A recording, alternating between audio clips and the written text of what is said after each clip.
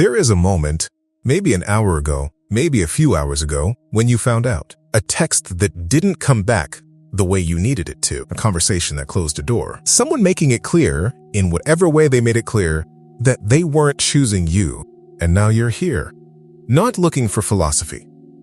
Not looking for a pep talk. Looking for something that will help you get through the next few hours without your mind doing what it always does after this. Here's what this video is actually about. There is a window in the hour or two right after rejection where something specific happens in your mind. And what you do inside that window matters more than almost anything else. Not because the pain isn't real, because of what the pain is about to do if nothing interrupts it. That's what these three things are for. The pain of rejection is real. That part doesn't need explaining. What does need explaining, because almost no one talks about it, is what the pain immediately starts doing inside your mind. Here is the thing.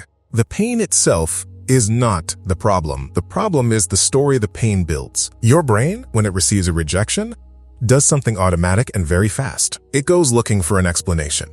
Not because something is wrong with you, because this is literally what brains do. They are meaning-making machines. They take an event and immediately start building a narrative around it. And the narrative rejection tends to produce, especially if you've been here before, follows a very predictable and very dangerous shape. It starts with a specific rejection. They didn't want me. And within minutes, sometimes seconds, it starts reaching further back, looking for evidence that this fits a pattern, pulling up other moments, other people, other silences, other endings. And before your brain catches up to what's happening, the story has shifted from "this didn't work out" to something much larger. Maybe it never works out. Maybe there's something about me that makes this happen. Maybe this is just what my life looks like. Research on what psychologists call self-concept clarity, your sense of yourself as stable and clearly defined, shows that rejection is one of the few experiences that can genuinely destabilize it. Not just make you feel bad, actually shake your sense of who you are. And the reason that matters is this.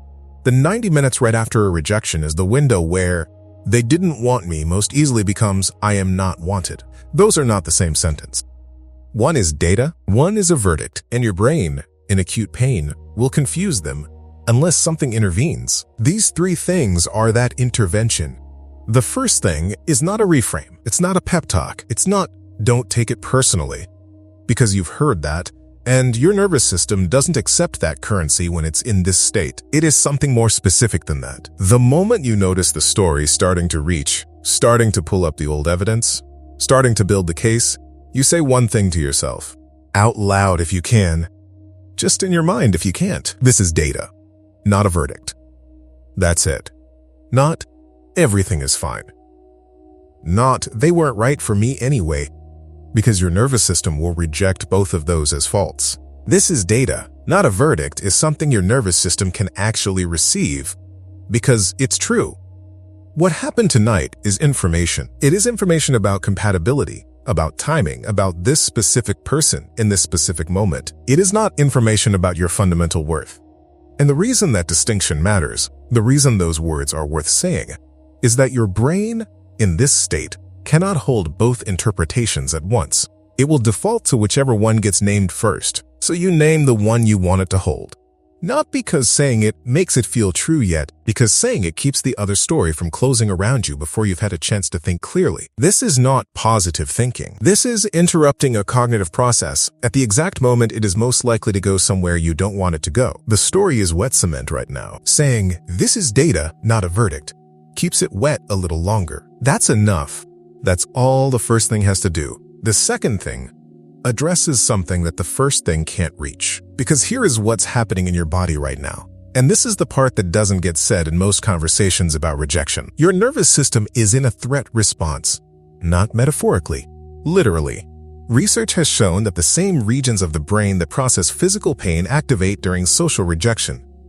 The same ones, which means the ache you feel right now, the one in your chest, the one that makes it hard to take a full breath, the one that feels almost physical even though nothing physical happened. That is not weakness. That is not you being too sensitive. That is your nervous system doing exactly what it was built to do when something it cares about is threatened. It is treating this the way it would treat a wound. And a nervous system in threat response does something very specific. It goes into hypervigilance.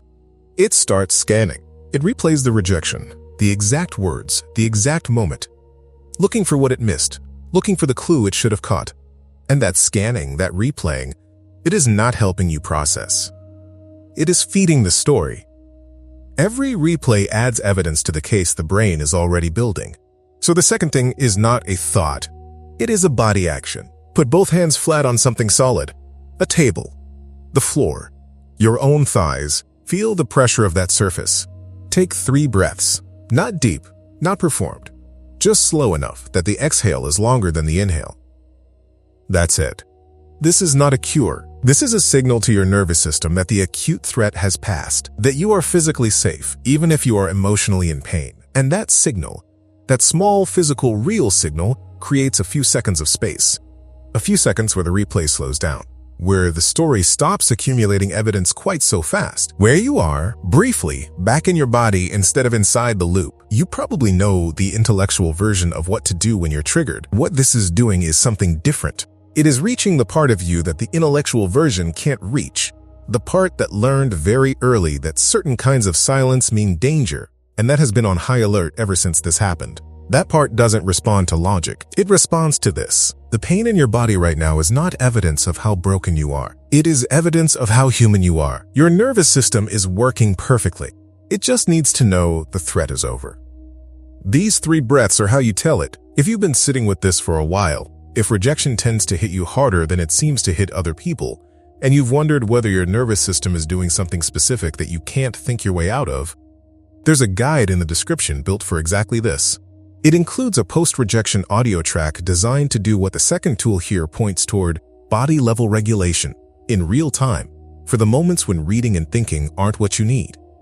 The link is in the description and in the pinned comment. The third thing is the one most likely to be skipped. Not because it's difficult, because it doesn't feel like enough. After rejection, there is a pull toward conclusion. A very understandable, very human pull. The brain wants to close the loop. It wants to decide something about dating, about yourself, about whether any of this is worth it. And so people delete the apps. They decide they're taking a break from all of it. They send a message they'll regret. Or they don't send one they wish they had. They make a decision about their own lovability based on one person's response on one specific night. And sometimes those decisions are the right ones. But the problem isn't the decision. The problem is the timing. A nervous system in threat response, which yours is right now, is not equipped to make accurate long-term assessments. It is equipped to survive the immediate moment, which means any conclusion you draw tonight about what this rejection means, about your patterns, about your future, about whether love is actually possible for you, is being drawn with compromised tools. Not because you're not smart enough to figure it out, because the part of your brain doing the figuring is the part that thinks you're in danger. So the third thing is a moratorium. Not on feeling, not on processing. A moratorium on deciding. 24 hours, one day where the only commitment you make to yourself is, I will not draw conclusions tonight. Not everything will be fine. Not I'm sure it'll work out. Just I will not decide what this means about me until my nervous system has had time to come back online. You are allowed to feel everything that's here. You're allowed to be hurt and angry and sad and confused. All of that is available to you tonight. The only thing that's off the table is the verdict. Because if you've been sitting with this for a while, if there's a part of you that has been quietly building a case against yourself across multiple rejections, multiple almost relationships, multiple silences, then tonight is a night where that case is particularly persuasive and particularly unreliable. The case always feels most airtight when your nervous system is most activated. That's not when it should be believed. If the nervous system piece of this landed, the part about your body doing something you can't quite think your way out of. The guide in the description goes deeper into exactly that. It's built for people who understand the pattern intellectually and still can't make their bodies cooperate in the moments that count. Link in the description and in the pinned comment. What was the story your mind started building in the hour after your last rejection? And when did you first notice it was bigger than just this one person? Here is what's true about tonight. Something happened that hurt, and your brain, doing exactly what it was built to do, immediately started making it mean something larger than itself. That window, the one we talked about at the beginning, is still open. What you do in it still matters. Not because you have to fix anything tonight, because the story is still wet. and wet cement can still be shaped. The three things are not complicated. Name what's happening. Data, not verdict. Give your body the signal that the threat is over. Hands flat. 3 slow breaths. The exhale a little longer than the inhale.